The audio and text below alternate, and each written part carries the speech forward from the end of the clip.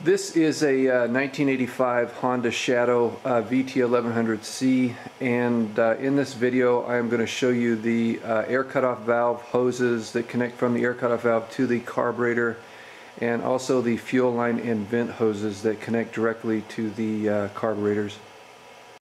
So these are my two constant velocity carburetors for a 1985 Honda Shadow VT1100C. This is my right carburetor and my left carburetor, and connected to my right carburetor is this air cutoff valve.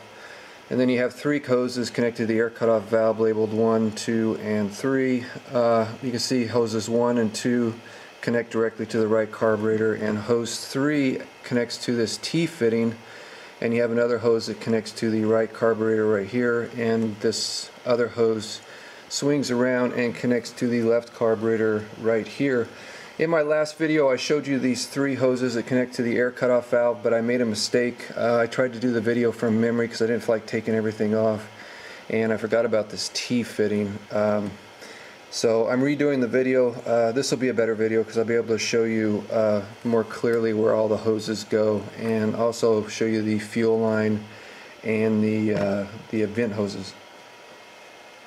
Back in 1985, to meet the new EPA regulations, Honda had to jet their bikes real lean, and one of the negative effects of jetting the bike real lean is it causes the bike to pop or backfire when you deaccelerate.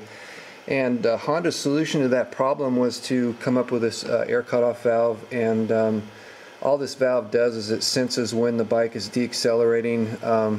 Actually, through this hose it senses the manifold pressure, and cuts off some of the airflow to the carburetor, causing the air-fuel mixture to become more rich, and that prevents the bike from popping or backfiring.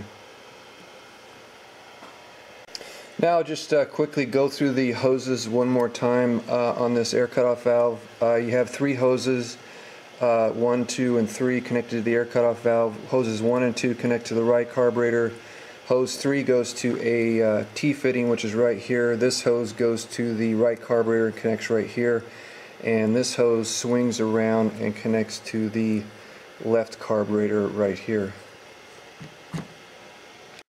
This is the fuel line that connects to the, this connects to the fuel line that comes from your fuel pump, this T-fitting. And then this line connects to the T-fitting and connects to the right carburetor. And this fuel line swings around and connects to the left carburetor right here. And then you have a vent hose. I don't know what Honda calls this piece here that spans between the right and left carburetor, but you have that piece that connects here, and then there's a hose that connects to it, and the hose just ends up right here. Someone asked me if fuel flows through the hoses for the air cutoff valve, and the answer is no. It just controls some of the airflow to the carburetor. There's no fuel flowing through these hoses for the air cutoff valve. The only hoses that I've shown you that has fuel flowing through them is the fuel line, which is right here. You have a T-fitting and two hoses, and then there is no fuel flowing through the I guess if you tip the bike over, you could get fuel flowing through some of these hoses, but under normal conditions, no fuel flows through the vent hose or the hoses for the air cutoff valve. Sorry for my mistake in my last video. I hope it didn't cause any confusion. Hopefully, if it did, I cleared it up with this video. If you got any questions, leave them in the comments section, and hope this video is helpful, and thanks for watching.